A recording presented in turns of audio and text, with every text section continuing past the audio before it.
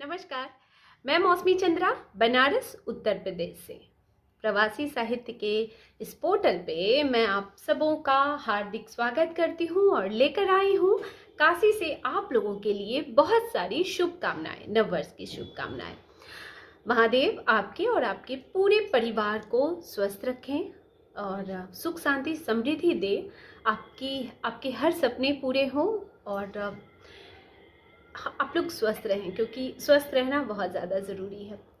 तो ऐसा बचपन में हम लोग, मम्मी बोलती थी, मैंने भी सोचा कि मैं भी वही काम करती हूँ जो मैंने बचपन में सुना है अपने लिए। माँ कहती थी आज के दिन हम लोग जो काम करते हैं उसको हम लोग साल भर करते हैं, पूरे साल करते हैं। तो मैंने सोचा क्यों ना मैं आपके लिए आज कहानी लेकर आती हूँ और तो मैं पूरे साल आपके साथ ऐसे ही मिलती रहूँगी और कहानियाँ लाती रहूँगी आपके लिए। तो आज मैं आपके लिए कहानी लेकर आई हूँ और साथ में मैं आपके लिए लेकर आई हूँ अपनी कविता। जैसा आप लोग जानते, जो लोग मुझे सुनते हैं पहले से इस पोर्टल पे, वो जानते हैं कि मेरी एक कहानी संग्रह मेरी निकल चुकी है, टूटती सांकलें। और बहुत जल्द न्यू ईयर में, जनवरी में मेरा एक काव्य संग्रह भी निकलने वाला है। नाम अभी डिसाइड नहीं हुआ है, डिसाइड हो चुका है बट अभी वैसा नहीं हुआ है कि मैं आप लोगों के साथ अभी शेयर नहीं कर सकती, पक्का नहीं हुआ। तो मैं नेक्स्ट टाइम आऊँगी तो अपनी किताब के साथ आऊँगी और उससे मैं एक कविता लेकर आई हूँ। तो सबसे पहले तो आज मैं आपको अपनी वो कविता सुनाती हूँ, क्योंकि मैंने सोचा है कि मैं भी साल भर, आज मैं कविता और कहानी दोनों सुनाऊंगी तो साल भर आपको कविता और कहानी दोनों सुनाया करूंगी। तो इसलिए ये एक संकल्प है एक तरह का, जो हम लोग साल के पहले दिन लेते हैं। तो ये मैंने कविता में अपने लिए संकल्प लिखा है, जो मैं चाहती हूँ कि आप सुने।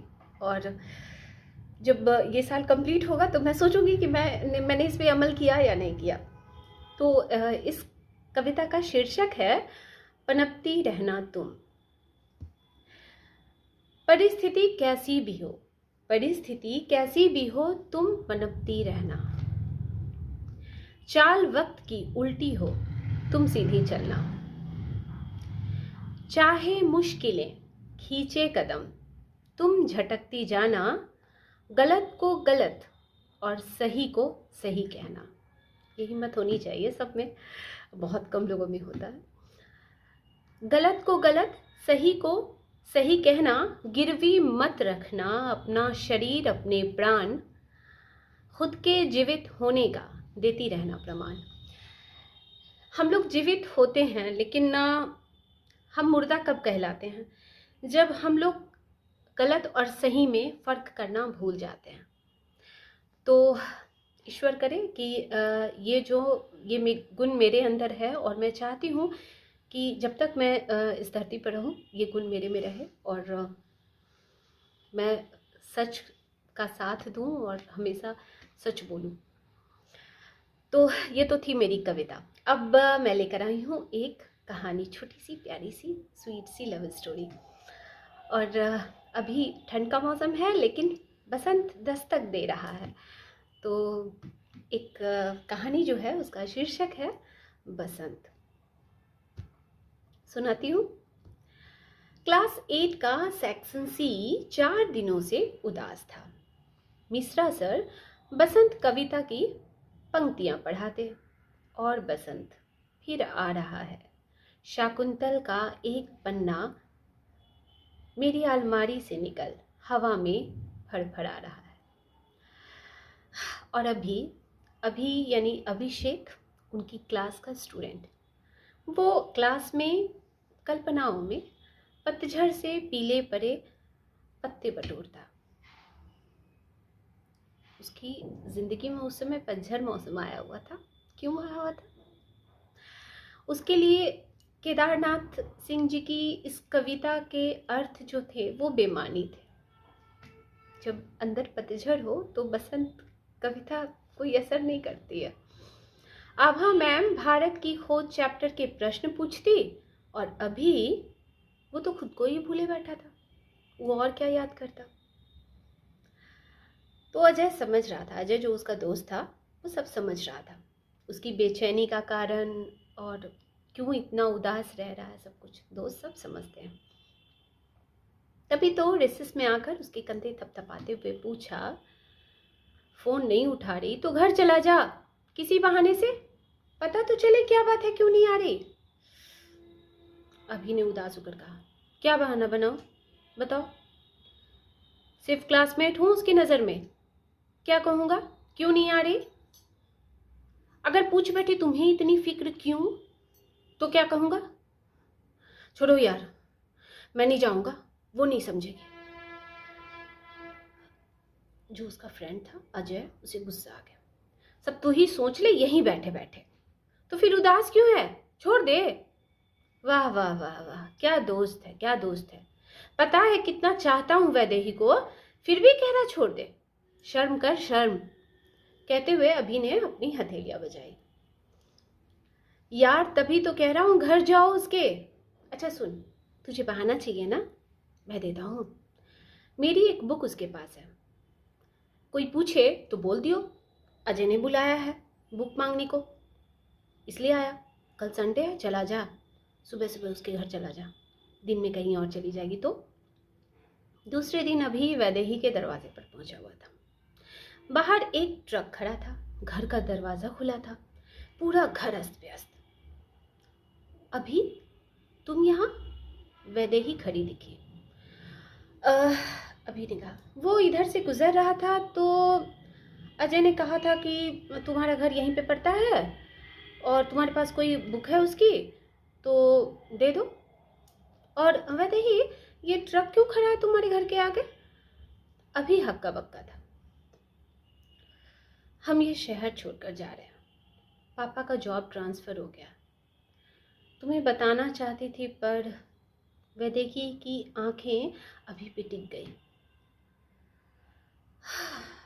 अभी के चेहरे पर एक साथ कई भाव आए गए। ओह, चलता हूँ फिर। आवाज़ ठहर गई थी। रुको ना, अभी तुम कोई किताब लेने आए थे ना, वो तो ले लो, कहकर वैदेही अंदर गए। थोड़ी देर बाद लौटी तो हाथ में 2 किताबें थी। ये तुम्हारी बुक मेरे पास रखी थी, कहकर उसने दोनों किताबें उसकी ओर बढ़ा दी। अभी थोड़ा घबरा गया। मेरी किताब, मेरी तो कोई बुक नहीं थी तुम्हारे पास। अभी कुछ कहता आगे, तब तक वैदेही ने कहा, अब जाओ अभी, और सुनो, खूब मन लगा कर पढ़ना प्लीज। वैदेही ने अपने होठों को कसकर एक पर एक चढ़ा रखा था। अभी उसे एकटक देखता रहा। क्लास में जब भी कभी भी उसे डांट पड़ती या किसी से झगड़ा होता, वो इसी तरह अपने होठों को एक पर एक चढ़ा लेती थी। आज रात चुप थी, हवा हल्की और थोड़ी कभी ठंड हो रही थी और हल्की सी गर्मी होती थी। अजीब सा कंफ्यूजिंग मौसम था, ऐसे भी बसंत में ऐसा होता है। अभी की नज़र सिरहाने रखी किताबों पर पड़ी। Learners English grammar and composition, जो अजय की थी, और दूसरी जो वैदेही ने उसे थमाई थी। उस किताब का नाम था I will wait, book of life. अभी ने एक बार किताब को देखा और बुदबुदाया, आई विल वेट। उछल कर बैठ गया। अचानक जैसे नींद से किसी ने उसे जगा दिया, झिझोर कर। उसकी आंखें चमक गई। उसने पन्ना पलटा। आई विल वेट, मैं इंतजार करूंगी, अंदर लिखा था। ये 3 शब्द उम्मीद की जुगनुओं की तरह जगमगा रहे थे। हवा के झोंके से पन्ने फड़फड़ाने लगे।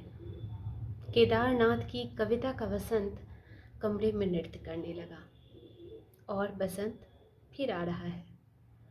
शाकुंतल का एक पन्ना मेरी डायरी से निकल, मेरी अलमारी से निकल हवा में फड़फड़ा रहा है।